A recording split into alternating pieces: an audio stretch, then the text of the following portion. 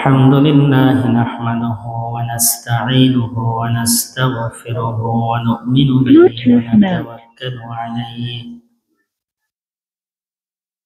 ونعوذ بالله من شرور أنفسنا ومن سيئات أعمالنا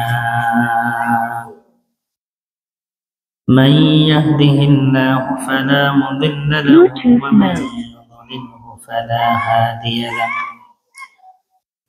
ونشهد أن لا إله إلا الله وحده لا شريك له ونشهد أن سيدنا وسندنا وحبيبنا وحبيب ربنا وطبيبنا وطبيب قلوبنا ومولانا محمدا عبده ورسوله الذي أرسله بالحق بشيرا ونذيرا وداعيا إلى الله بإذنه وسراجا وقمرا منيرا أما بعد فقد قال الله تعالى في كلامه المجيد والفرقانه الحميد সকল জবান খুলে পড়ুন আউযু বিল্লাহি মিনাশ শাইতানির রাজীম بسم الله الرحمن الرحيم إن الله وملائكته يصلون على النبي يا أيها الذين آمنوا صلوا عليه وسلموا تسليما صل على سيدنا مولانا محمد وعلى آل سيدنا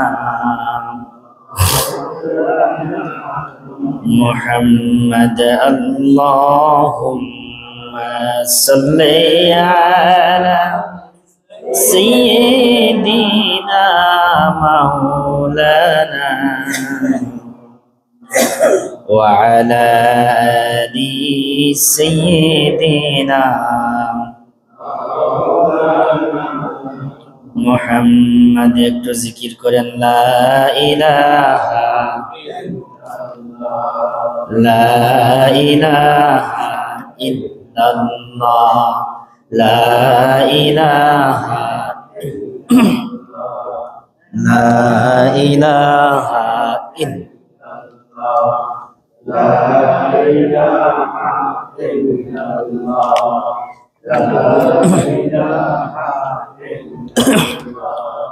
لا إله إلا الله لا إله إلا الله لا إله إلا الله محمد رسول الله صلى الله عليه وسلم رب زدني علما رب اشرح لي صدري ويسر لي أمري واحلل عقدة من لساني يفقه قولي يا رب لك الحمد كما ينبغي لجلال وجهك وعظيم سلطانك اللهم صل على سيدنا محمد النبي الأمي وآله وسلم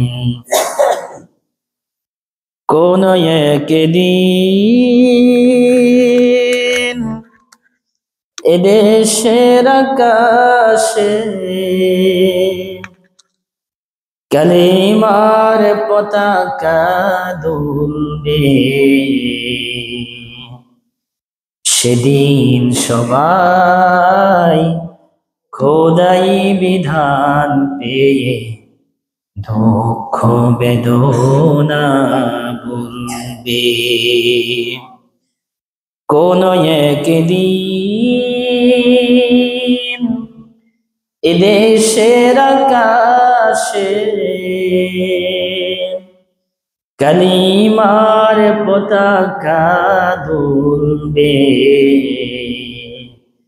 সেদিন সবাই খোদাই বিধান পেয়ে দুঃখ বেদনা ভুলবে কোন একদিন সেদিন আর রবে না হাহাকার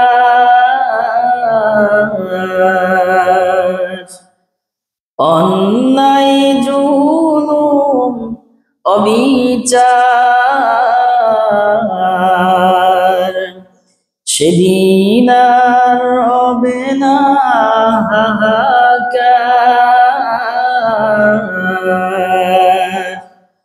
অন্যায় জুলুম অবিচার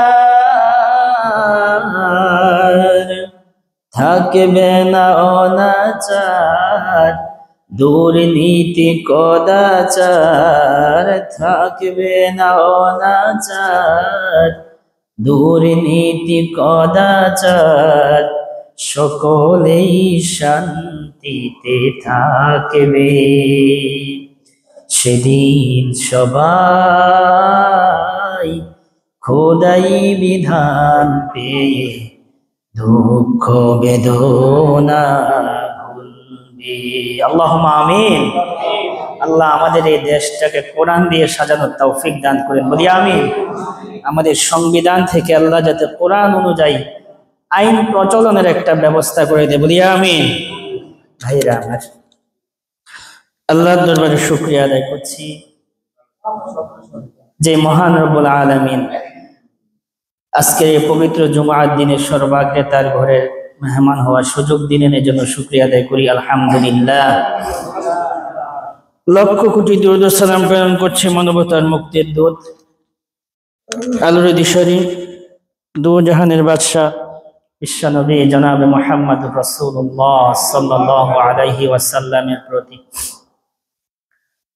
মাগফিরাত কামনা করছি সমস্ত শুহাদায়ে কেরাম সহ বিশেষ করে আমরা এখনো পর্যন্ত এখানে যারা উপস্থিত হতে পেরেছি আমাদের আত্মীয় স্বজন যে যেখানেই দুনিয়ার সফর শেষ করে অন্ধকার কবরের বাসিন্দা হয়েছে আল্লাহ তাআলা তাদের সকলের কবরগুলোকে জান্নাতের টুকরা বানায় বলি আমিন আমরা যারা বেঁচে আছি আল্লাহ কোরআন নিয়ে ঈমান নিয়ে আমল নিয়ে দুনিয়ায় বেঁচে থাকার তৌফিক দান করুক আমিন আমরা গত জুমায় আমাদের আলোচনা হয়েছিল জাহান্নামে যাওয়ার 4টি কারণ তার মধ্যে আমরা একটি কারণ আলোচনা করেছিলাম সেই কারণটা কি আমাদের সকলে জানা আছে জাহান্নামে যাওয়ার প্রথম কারণ কি খাইতেছেন বেনামাজি হওয়া জাহান্নামে যাওয়ার প্রথম কারণ কি এটা আপনাদের স্মরণে নাই ও মধ্যখানে বিশাল গ্যাপ গেছে এক সপ্তাহ গেছে তো তাই ব্রেন থেকে চলে গেছে জাহান্নামে যাওয়ার প্রথম কারণ কি বেনামাজি হওয়া নামাজ না পড়া তো আমরা কি জাহান্নামে যেতে চাই নাকি জান্নাতে যেতে চাই জান্নাতে যেতে চায়। যদি জান্নাতে যেতে চান তাহলে 5 ওয়াক্ত নামাজ জামাতের সহিত পড়তে হবে ইনশাআল্লাহ। আল্লাহ আমাকে এবং আমাদের সকলকে জাহান্নামে যাওয়ার প্রথম কারণ থেকে আল্লাহ আমাদের সকলকে হেফাজত করুন, বলি আমিন। তাহলে জাহান্নামে যাওয়ার প্রথম কারণ হচ্ছে নামাজ না পড়া। নামাজ, তারা বলেছিলেন ক্বালু লাম নাকু মিনাল মুসাল্লিন, আমরা এই জন্যই জাহান্নামে এসেছি যে দুনিয়া থাকতে আমরা নামাজ পড়ি নাই, দুনিয়া থাকতে আমরা নামাজ পড়ি নাই, নামাজ থেকে আমরা দূরে ছিলাম। এরপরে দ্বিতীয় কারণ ওয়ালাম নাকু নুতঈমুল মিসকিন। জান্নাতীরা যখন জাহান্নামীদেরকে প্রশ্ন করবে তোমরা কি কারণে আল্লাহ জাহান্নামে আসলে, অথচ আমরা একই বাড়িতে বসবাস করেছিলাম, একই গ্রামে থেকেছিলাম, আজকে আমরা জান্নাতে আসলাম, তোমরা জাহান্নামে কেন গেলে? তখন জাহান্নামীরা সর্বপ্রথম বলবে ক্বালু লাম নাকু মিনাল মুসাল্লিন, আমরা নামাজীদের কাতারে অন্তর্ভুক্ত ছিলাম না। জাহান্নামীরা দ্বিতীয় কারণ বলবে ওয়ালাম নাকু নুতঈমুল মিসকিন, আমরা অভাবগ্রস্ত ব্যক্তিদেরকে খাদ্য দিতাম না। জাহান্নামে যাওয়ার দ্বিতীয় কারণ হবে অভাবগ্রস্ত ব্যক্তিদেরকে সাহায্য না করা। যাদের সামর্থ্য থাকা সত্ত্বেও যারা অভাবগ্রস্ত ব্যক্তিদেরকে সাহায্য করে নাই, আল্লাহ তাআলা কাল কিয়ামতের দিন তাদেরকে কোথায় দিবে? জাহান্নামে দিবে। কোরআন বলছে, এটা আমার কথা না, সূরাতুল মুদ্দাসসির, ওয়ালাম নাকু নুতঈমুল মিসকিন, অভাবগ্রস্ত ব্যক্তিদেরকে আমি খাদ্য দিতাম না। ওয়ালাম নাকু নুতঈমুল মিসকিন, আমার সামর্থ্য থাকার পরেও আমার কাছে যখন কোনো অভাবগ্রস্ত ব্যক্তি এসে সাহায্য চাইতো, টাকা চাইতো, পয়সা চাইতো, খাদ্য চাইতো অথবা বস্ত্র চাইতো, আমি আমার সামর্থ্য থাকার পরেও আমি তাকে সাহায্য করি নাই। ওই যে দুনিয়াতে সামর্থ্য থাকার পরেও আল্লাহর অভাবগ্রস্ত বান্দাদেরকে সাহায্য না করার কারণেই আল্লাহ তাআলা আজকে আমাকে এই জাহান্নামে দিয়েছে। তাহলে জাহান্নামে যাওয়ার দ্বিতীয় কারণ কি? অভাবগ্রস্ত ব্যক্তিদেরকে সাহায্য না করা। এই যে বন্যা গিয়েছে আমাদের কিছুদিন আগে, মানুষের মৃত্যু মানুষ স্বচক্ষে দেখেছে, বিপদ, চতুর্দিকে পানি, বাঁচার কোনো উপায় নাই। আমার চতুর্দিকের পানি, এমন একটা সময় আপনি আপনাকে চিন্তা করেন, আমি আমাকে চিন্তা করেছি, আমার চতুর্দিকে পানি, আমি সাঁতারও জানি না, পানি বাড়তে বাড়তে আমার ঘরে উঠে গেছে, আমার খাটের উপরে উঠে গেছে। মানুষের অসহায়ত্বের কান্না আমরা সে সময় দেখেছিলাম, মানুষ যে কত অসহায়। অথচ এই মানুষ যখন আবার তাদের বিপদ থেকে কাটিয়ে যায়, তখন তারা আবার আল্লাহর সাথে নিমক হারামি করে। আল্লাহ যখন তাদের বিপদটা কাটিয়ে দেন, বিপদটা দূর করে দেন, একই মানুষ আবার আল্লাহর সাথে কি করে? নিমক হারামি করে। লঞ্চে একবার বরিশালের একটা ঘটনা আমি শুনেছিলাম। চাঁদপুর থেকে লঞ্চ ছাড়া হলো, সে বরিশাল যাবে, পথিমধ্যে সাগরের মধ্যখানে ঝড় তুফান এসেছে, চতুর্পাশে পানি, মানুষ তার মৃত্যুটা স্বচক্ষে দেখতে পাচ্ছে। সাঁতার কেটেও কুল, এত দূরে সাঁতার কেটেও কুলে যাওয়া যাবে না। একজন আর একজনকে ধরে কান্নাকাটি করছে, স্বামী স্ত্রীকে ধরে কান্না করছে, স্ত্রী স্বামীকে ধরে কান্না করেছে, জীবনে যদি কোনো ভুল করে থাকে তাহলে তুমি আমাকে মাফ করে দিও। সন্তান বাবা থেকে মাফ নিচ্ছে, আর পাশাপাশি আল্লাহকে ডাকছে, আয় আল্লাহ তাআলা, জীবনে কোনোদিন তোমার পায়ে সেজদা দিই নাই, তোমাকে ডাকি নাই, কিন্তু আজকের এই যে কঠিন বিপদ, এই কঠিন বিপদ থেকে তুমি আল্লাহ ছাড়া আর কেউ রক্ষা করতে পারবে না।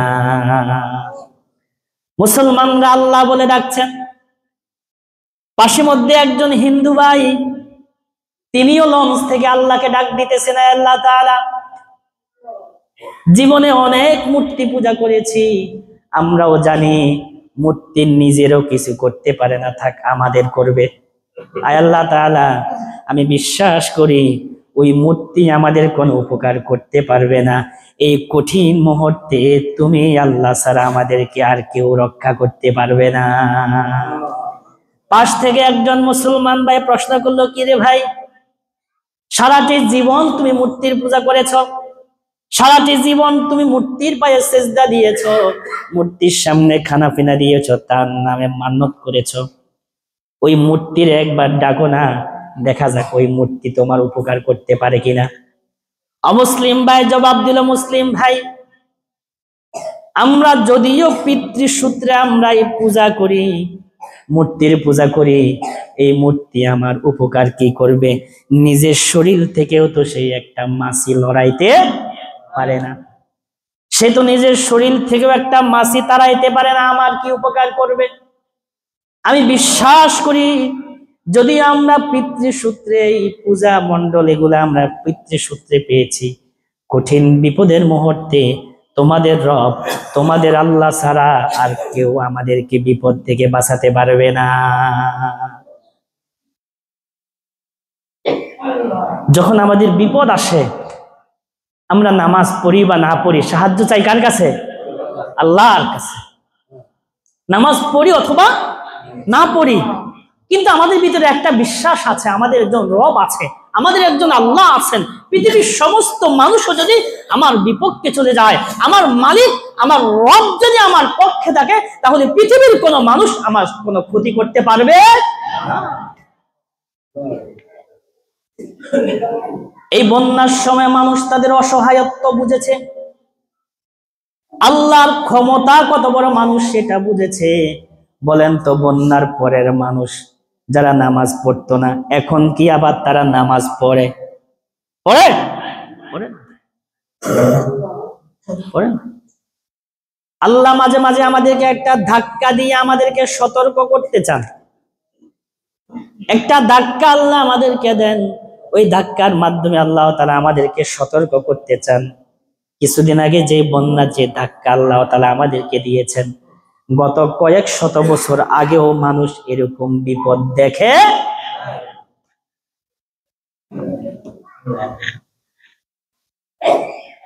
হঠাৎ বিপদ এসেছে আমাদের কাছে, আমাদেরকে রক্ষা করেছেন কে? আল্লাহ আমাদেরকে রক্ষা করেছেন।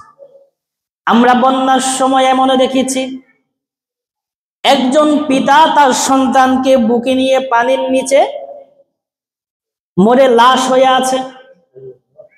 ও ভাই, এখান থেকে আপনি কি শিক্ষা নিয়েছেন? দেখেন, একজন পিতা, সে যদি চাইতো সে বাঁচতে পারত, কোলের একটা শিশুকে রেখে সে একা বাঁচতে চায় নাই। যেই পিতা মাতাকে আজকে আমরা খানা দিচ্ছি না, যে পিতা মাতার আজকে আমরা খেদমত করছি না, ওই পিতা মাতাই একদিন নিজের জীবনকে বাজি রেখে আমাকে লালন পালন করেছিল। শীতকাল এসেছে, আমরা এমনও দেখেছি গভীর রাত্রে সন্তান প্রস্রাব করে দিয়েছে। এখনো না বিভিন্ন প্যাম্পাস অথবা বিভিন্ন প্রযুক্তি বের হয়েছে। আমরা যখন ছোট ছিলাম, আপনারা যখন ছোট ছিলেন, তখন কি এত প্রযুক্তি ছিল? ছিল না, কিছুই ছিল না। জনম দুঃখিনী মা, গভীর রাত্রে আপনি যখন আপনার কাপড়ের মধ্যে প্রস্রাব করে দিয়েছেন, খাতার মধ্যে প্রস্রাব করে দিয়েছেন, মা জেগে গিয়েছে। মা জেগে গিয়েছে, দেখলো সন্তান প্রস্রাব করে দিয়েছে। এক জায়গা দুই জায়গা করতে করতে আর কোনো জায়গা বাকি নাই, প্রতিটা জায়গা আপনি প্রস্রাব দিয়ে ভিজিয়ে দিয়েছেন। শুধুমাত্র জনম দুঃখিনী মা যে জায়গায় ঘুমিয়ে আছে, ওই জায়গাটুকু শুকনা আছে, আর কোনো শুকনা জায়গা নাই। জনম দুঃখিনী মা আমার প্রস্রাবের উপর শুয়ে আমাকে মায়ের যে শুকনা জায়গা আছে, ওই শুকনা জায়গাতে রেখে আমাকে ঘুম পাড়িয়ে জনম দুঃখিনী মা আমার প্রস্রাবের উপরে ঘুমিয়েছিলে।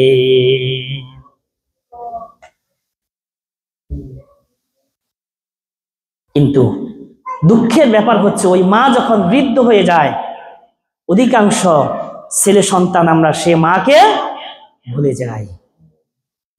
ও ভাই আমার, আমি তোমাদের পায়ে হাত রেখে বলবো, মা শীতকালে তোমার জামাটা রোদে দিত, সন্ধ্যাবেলায় গরম জামাটা যাতে সন্তানকে গায়ে দেওয়ানো যায়, মা সেই প্রস্রাবের খাতা কাপড় গুলো রোদে দিয়ে শুকাতো, সন্তান যাতে রাতে কষ্ট না পায়।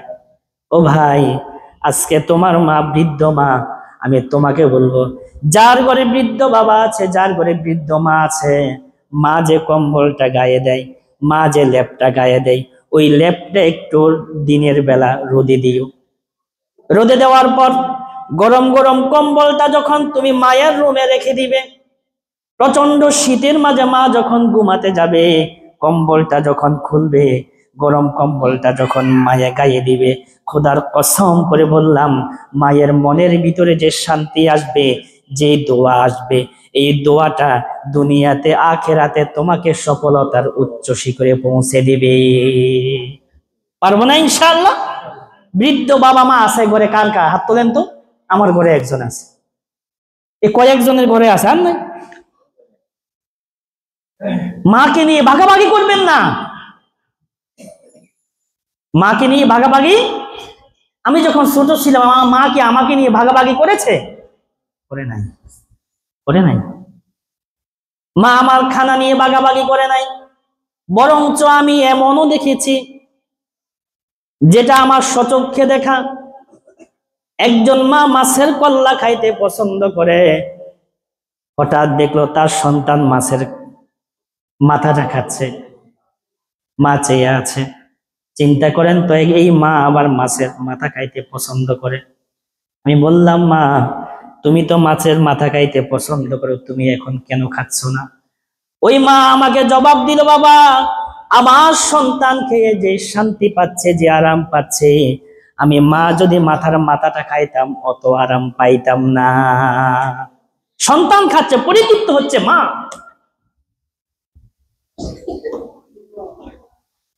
কিন্তু আজকে আমরা আমার বইয়ের মুখে খানা তুলে দিই, সন্তানের মুখে খানা তুলে দিই। দুঃখের ব্যাপার হচ্ছে, এখনো পর্যন্ত আমার বৃদ্ধ মায়ের মুখের মাঝে একটা নেলাও খানা তুলে দিতে পারি নাই।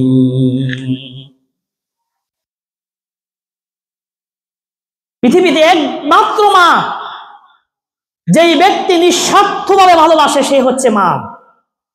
যেই ব্যক্তি নিঃস্বার্থভাবে ভালোবাসে, আপনার স্ত্রীকে আপনি ভাবছেন আপনার স্ত্রী আপনাকে কলিজা দিয়ে ভালোবাসে, আমি বলবো না। আপনার স্ত্রীকে যদি আপনি এক সপ্তাহ তার প্রয়োজন পূরণ না করেন, তারপরে সে আপনার থেকে দূরে সরে যাবে। একটা জিনিসের জন্য যদি একজন আপনার স্ত্রী কোনো জিনিসের জন্য বলে যে আজকে আমার জন্য ওই জিনিসটা নিয়ে আইসো, ভাগ্যিস ভুলে ক্রমে যদি ওই জিনিসটা না আনতে পারেন, তাহলে আপনাকে কি বলবে? একটা কথা খেয়াল করেন, পুরা সপ্তাহ 7 দিন 7 দিনে কোনো না জিনিসের জন্য আপনাকে বলে, 6 দিন আনলেন, শুধু 1 দিন আনেন নাই, এমন স্ত্রী বাকি 6 দিন এই কথা ভুলে যাব। বলবো যে আমার বেলায় আইলে তোমার কোনো খবর থাকে না। আমার গান্দাসি গ্রামে এত এরকম মহিলা নাই? সব কি আল্লাহর ওলি নাকি? কিন্তু একমাত্র মা, মাসকে মাস যদি আপনাকে কোনো জিনিসের জন্য বলে আর যদি না আনেন, মা আপনার সামনে মুখ কালো করবে না, মুখ গুমরা করবে না। মা হাসি মুখে বলবে, বাবা আজকে যেহেতু আনতে পারো না, সমস্যা কি, কালকে আনিও। এই হচ্ছে মা। তাহলে আজকে থেকে পিতা মাতার খেদমত করবেন তো ইনশাআল্লাহ? পারবেন তো ইনশাআল্লাহ? আল্লাহ আমাদের সকলকে পিতা মাতার খেদমতের তৌফিক দান করেন, বলি আমিন। ভাইরা আমার, বলছিলাম জাহান্নামে যাওয়ার দ্বিতীয় কারণ, ওয়ালাম নাকুন তুইমুল মিসকিন। সে জাহান্নামী তার জান্নাতি ভাইকে বলবে, ও ভাই আমি জাহান্নামে এসেছি এই জন্য আমার সামর্থ্য থাকার পরেও আমি অসহায় দরিদ্র মানুষকে সাহায্য করি নাই। বলছিলাম সে বন্যার কথা। বন্যার সময় আপনার এলাকার যত সম্পদশালী মানুষ আছে, সবাই কি সমানভাবে এগিয়ে এসেছে? সবাই সমানভাবে এগিয়ে আসে নাই। যে আপনাদের এলাকার কথা আমি জানি না, আমি আমার এলাকার কথা বলছি।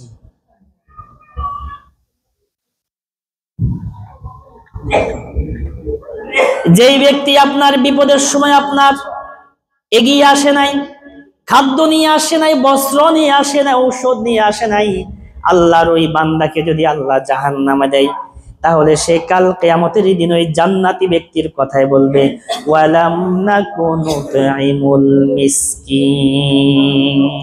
ভাই, আমি জাহান্নামে এজন্যই এসেছি যে আমার সামর্থ্য থাকার পরেও আমি অসহায় মানুষকে সাহায্য করি নাই।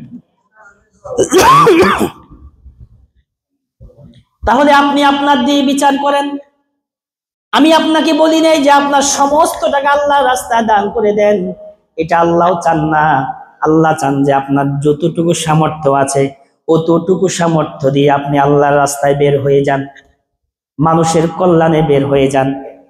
রাসূল করিম সাল্লাল্লাহু আলাইহি ওয়াসাল্লাম বলছেন, আস-সাইলু আলাল আরমিলাতু ওয়াল মিসকিনা কাস-সাইলি ফি সাবিলিল্লাহ।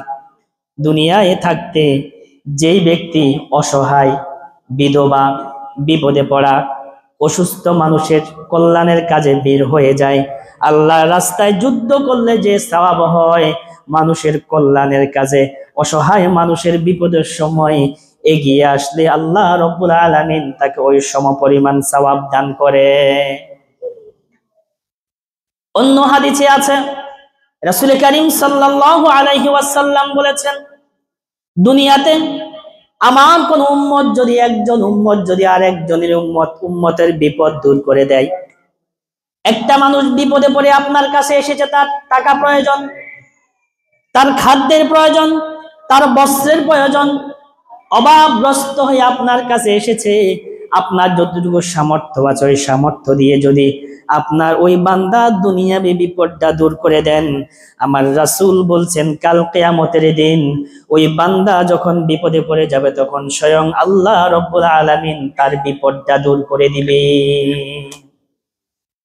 দুনিয়ার বিপদ ক্ষণস্থায়ী, দুনিয়ার বিপদ ক্ষণস্থায়ী, কিন্তু আখিরাতের বিপদ অস্থায়ী। দুনিয়াতে যদি আপনি বিপদে পড়েন, একজন যদি আপনাকে সাহায্য না করে আরেকজন করতে পারবে, আরেকজন সাহায্য না করলে আরেকজন করবে, কিন্তু হাসরের ময়দানে যদি আপনি বিপদে পড়ে যান, আল্লাহ তাআলা বলছেন ফামা তানফাউহুম শাফাআতুশ শাফিঈন।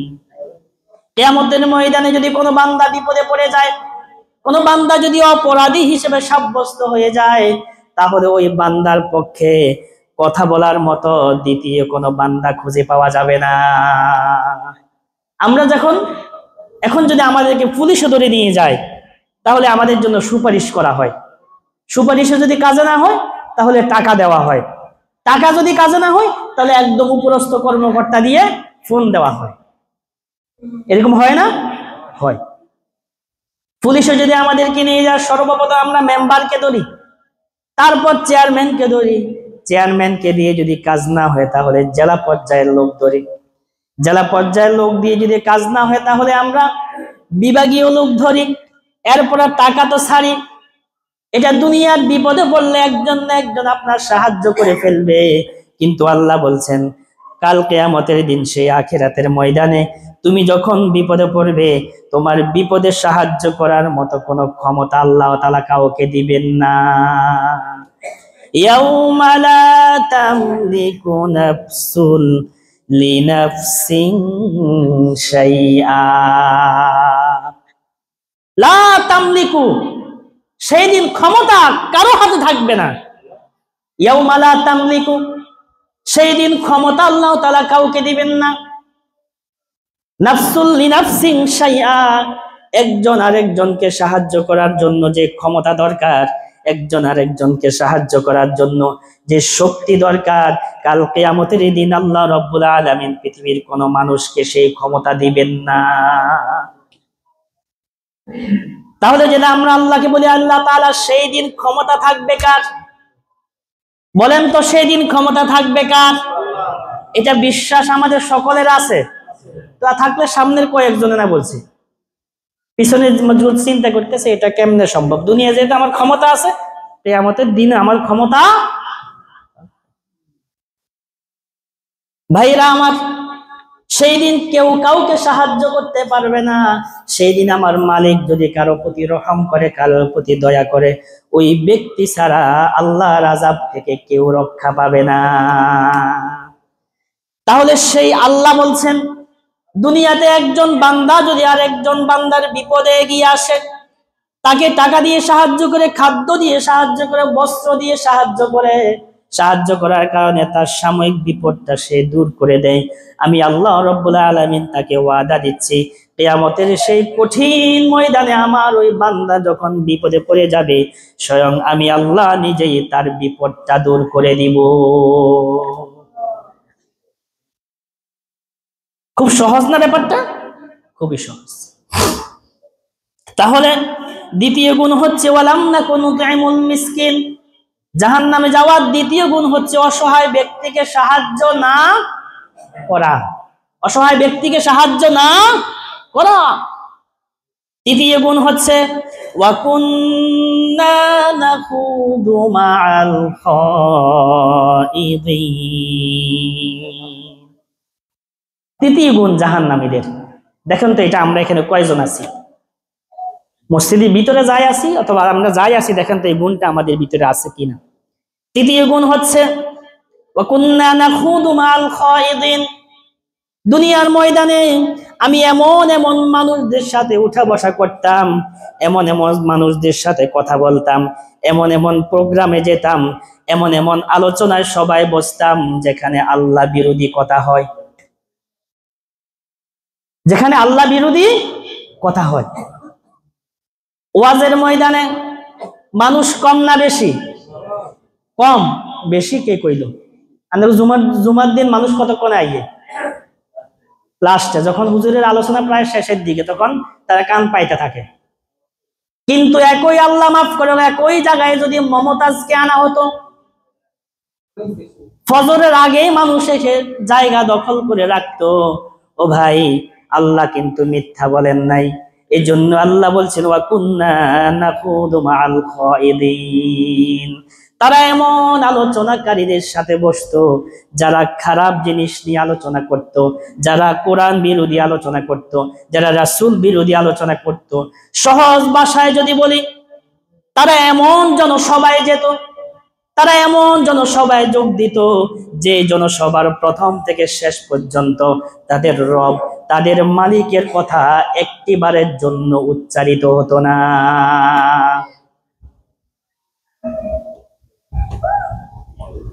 আজকে কোন ময়দানে মানুষ বেশি? খারাপের ময়দানে নাকি ভালোর ময়দানে? খারাপের ময়দানে। আজকে আমরা তো এমনও জনসভায় যাই, আজান হয়, জনসভার মাইক বন্ধ। বলেন না কেন মাইক বন্ধ হয় না? তাহলে আল্লাহ তো মিথ্যা বলেন নাই। মসজিদের মাইক থেকে যখন আল্লাহু আকবারের শব্দ আসবে, তখন দুনিয়ার সমস্ত কাজ বন্ধ, আল্লাহ বলছেন। কিন্তু আমরা এমন সমাবেশে যাই যে সমাবেশে আল্লাহু আকবারের শব্দকে মূল্য দেয় না। তাহলে আল্লাহ বলছেন জাহান্নামীদের তৃতীয় গুণ হচ্ছে ওয়া কুন্না নাখুদু মা'আল খাইদিন।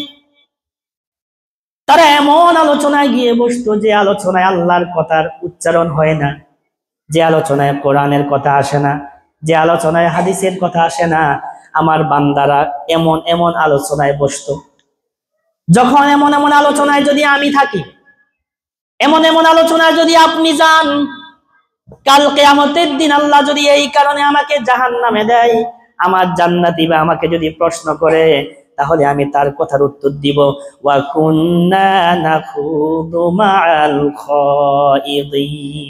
ভাই, দুনিয়া থাকতে আমি খারাপ মানুষের সাথে আমার উঠা বসা ছিল, খারাপ মানুষের সাথে আমার লেনদেন ছিল, খারাপ সবাই যেতাম। তাহলে ভাইয়েরা, আমরা সকলে জান্নাতে যেতে চাই, কিন্তু জান্নাতের কাজ কেউ করতে চাই না। তাহলে জাহান্নামে যাওয়ার তৃতীয় কারণ হচ্ছে ওয়া কুন্না নাকুদু মা'আল খাইদিন। তুমি এমন সবাই যোগ দিয়েছিলে, এমন আলোচনায় বসেছিলে, যেখানে আল্লাহ বিরোধী কথা হয়েছে। চা দোকানে আমরা অধিকাংশ সময় দেই না। কেন দেই না জানেন? চা দোকানে ভালোর চাইতে খারাপ কথা বেশি হয়। চা দোকানে ভালোর চাইতে খারাপ কথা বেশি হয়। একজন গিয়ে একটা কথা উঠে আর একজন আসি সেটাকে আলমারি আর একটু বাড়ায়, বাড়তে থাকে, গালিগালাজ শুরু হয়। এই কারণে আমরা চা দোকানে বেশি বসি না। একান্ত যদি প্রয়োজন না হয়, না বসতে পেরে থাকলে আমরা না বসে থাকি, কারণ এটা আল্লাহর বিরোধী একটা জায়গা। আর ইনশাআল্লাহ আমরা তো এমন সবাই যাই না যেখানে আল্লাহর কথা হবে না। আমরা এমন সবাই যাই না যেখানে আযান হলে মাইক বন্ধ হবে না। আমরা এমন সবাই যাই না যেই সবাই আল্লাহর কথা হবে না, রাসূলের কথা হবে না। আমরা মুসলমান, যেখানে যাব আমাদের দাবি সেখানে আল্লাহর কথা হতে হবে। এটা প্রতিটা মুসলমানের দাবি হওয়ার কথা। যদি নিজেকে তুমি মুসলমান দাবি করো, তাহলে এমন কোন সবাই তুমি যাবে না যে সবাই আমার আল্লাহর কথা হবে না, যে সবাই রাসূলের কথা হবে না। আর যদি তুমি যাও, সেটা তোমার ব্যক্তিগত ব্যাপার। আমি শুনাই দেওয়ার কথা আমি শুনাই দিলাম। আমার দায়িত্ব হচ্ছে তোমাদের কান পর্যন্ত পৌঁছে দেওয়া, আর আমল করানোর দায়িত্ব আমার না, সেটা আল্লাহ। তাহলে জাহান্নামীদের তৃতীয় গুণ হবে ওয়া কুন্না নাখুদু মাআল খায়িদিন। তারা এমন সবাই যাবে না, এমন আলোচনা সবাই যাবে না যেখানে আল্লাহর কথা হয় না, রাসূলের কথা হয় না। সর্বশেষ যে গুণটা, ওয়া কুন্না নুকাজ্জিবু বিয়াউমিদ্দিন,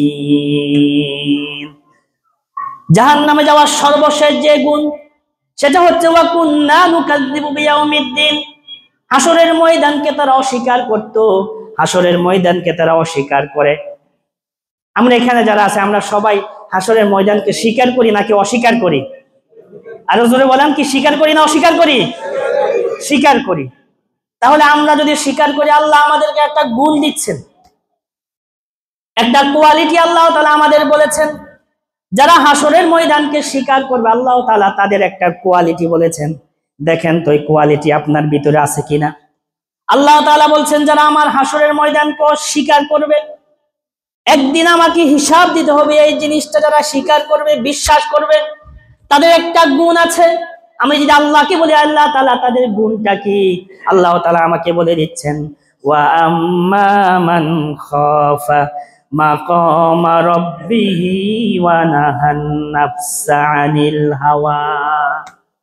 30 পারা 4 পৃষ্ঠার একদম প্রথম একটা আয়াত। আল্লাহ তাআলা বলছেন, যারা আমি কাল কিয়ামতের দিনকে স্বীকার করবে, ওয়া আম্মা মান খাফা মাকামা রাব্বি, দুনিয়ার ময়দানে আমার যত বান্দা রয়েছে, সমস্ত বান্দার ভিতরে যে সব বান্দারা আমি আল্লাহর সামনে দাঁড়ানোকে ভয় করবে, তারা কি করবে?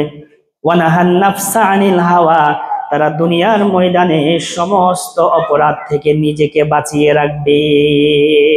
এই গুণটা আপনার ভিতরে আছে। দেখেন, সবাই তো আমরা স্বীকার করেছি যে আমরা হাসরের ময়দানকে স্বীকার করি। যে আল্লাহ বলছেন, যদি তুমি হাসরের ময়দানকে স্বীকার করো, তোমার একটা গুণ আছে, একটা কোয়ালিটি আছে, ওই কোয়ালিটি তোমার ভিতরে আছে কিনা তুমি দেখো। আমরা যখন কোনো দোকানে কোনো জিনিস কিনতে যাই, ধরেন আমরা একটা ডায়েরি কিনতে যাই, এই ডায়েরিটা আমরা নিয়ে দোকানদারকে দেখাই, দোকানদার ভাই সেম ডায়েরি আপনার কাছে আছে কিনা। অথবা আমরা হাতের ঘড়ি কিনি, ভাই সেম ঘড়িটা আপনার কাছে আছে কিনা। সেম জিনিসটা যদি না থাকে আমরা সেখান থেকে ক্রয় করি না। ভাইরা আমার, তাহলে আমি বলেছি আমি হাসরের ময়দানকে স্বীকার করি, আপনি বলেছেন আপনি হাসরের ময়দানকে স্বীকার করেন। তাহলে হাসরের ময়দানকে যদি আপনি স্বীকার করেন, আপনার একটা কোয়ালিটি আল্লাহ তাআলা বলে দিয়েছে, দেখেন তো এই কোয়ালিটি আপনার ভিতরে আছে কিনা। আমি যখন মিথ্যা কথা বলতে যাব, মিথ্যা কথা বলতে গেলে আমি সর্বপ্রথম আমার ব্রেনের ভিতরে যে আসবে, না আমি তো মিথ্যা কথা বলতে পারি না, কারণ আমি তো কাল কিয়ামতের দিন আমার আল্লাহর সামনে আমাকে দাঁড়াতে হবে। আমি যখন সুদের টাকা নিতে যাব, সুদের টাকা নেওয়ার সময় আমার ভিতরে যখন এই টেন্ডেন্সি আছে না, আমি তো আল্লাহকে ভয় করি, হাসরের ময়দানকে ভয় করি, আমি তো আল্লাহর সামনে আমাকে দাঁড়াতে হবে। আমাকে আমার জীবনের হিসাব দিতে হবে। আমার আল্লাহ তো দেখছেন। যদি আপনার ভিতরে এই ভয়টা থাকে তাহলে আপনি বিশ্বাস করে নেন, আপনি হাসরের ময়দানকে পরিপূর্ণতার সাথে আপনি ভয় করে। আপনি যখন একজন মানুষের পিছনে ট্যাগ লাগাতে যাবেন, কোনো মানুষকে বিপদে ফেলতে যাবেন, সমাজের কোনো ক্ষতি করতে যাবেন, তখন যদি আপনার অন্তরের ভিতরে এই জিনিসটা ধাক্কা দেয় না, আমি তো কোনো মানুষের ক্ষতি করতে পারি না, যদি মানুষের ক্ষতি করি তাহলে কাল কিয়ামতের দিন আল্লাহ দরবারে আমাকে এর জন্য বিচার দিতে হবে। এই টেন্ডেন্সিগুলো, এই গুণগুলো যদি আপনার ভিতরে থাকে তাহলে আপনি 100% হন যে হ্যাঁ, আমি হাসরের ময়দানকে কি করি? ভয় করি। এখন এই যে কথাগুলো বললাম, এই গুণগুলো আমাদের সমাজের কয়জনের ভিতরে আছে? কয়জনের ভিতরে আছে? কিন্তু আমরা তো সবাই বললাম যে হ্যাঁ, আমরা হাসরের ময়দানকে সবাই কি করি? বিশ্বাস করি।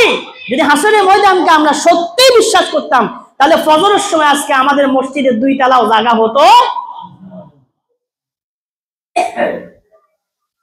আর খুলে খুলে কিছু বলা লাগবে? আমার মনে হয় লাগবে না। তাহলে জাহান্নামে যাওয়ার চতুর্থ গুণ হচ্ছে ওয়াকুন্না নুকাযযিবু বিয়াউমিদ্দিন, তারা কাল কিয়ামতের দিনকে অস্বীকার করত। আর যারা কিয়ামতের দিনকে অস্বীকার করে তাদের মাধ্যমে দুনিয়ার সমস্ত অপকর্মগুলো হয়ে থাকে।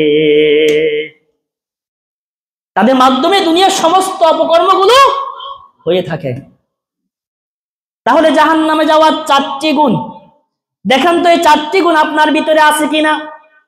আল্লাহ তাআলা দুনিয়ায় থাকতে হাসরের ময়দানের সমস্ত প্রশ্ন ফাঁস করে দিছে, যেন হাসরের ময়দানে আমরা আল্লাহকে বলতে না পারি আল্লাহ তাআলা জাহান্নামে যাওয়ার কি কি গুণ আছে, এই গুণগুলো যদি দুনিয়া থাকতে আপনি আমাদেরকে জানিয়ে দিতেন তাহলে আমরা সতর্ক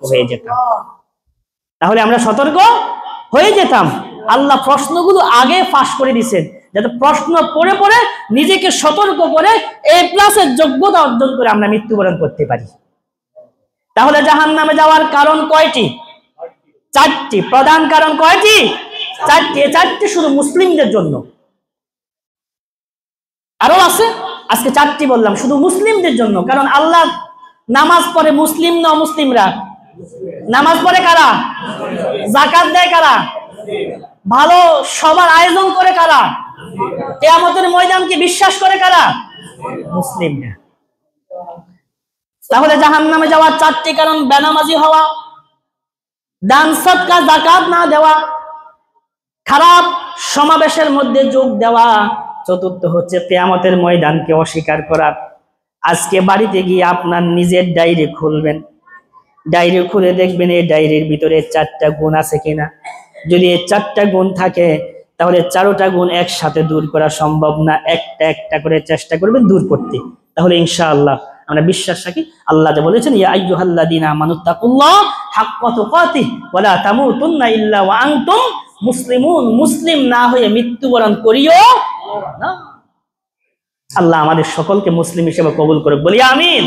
জাহান্নামের এই 4টি গুণ থেকে আল্লাহ সর্বপ্রথম আমাকে এবং আমাদের সকলকে হেফাজত করে, বলি আমিন। ওয়া আখিরু দাওয়ানা আলহামদুলিল্লাহি রাব্বিল আলামিন। যারা সুন্নাত পড়েন না সুন্নাতটা পড়ে নিন।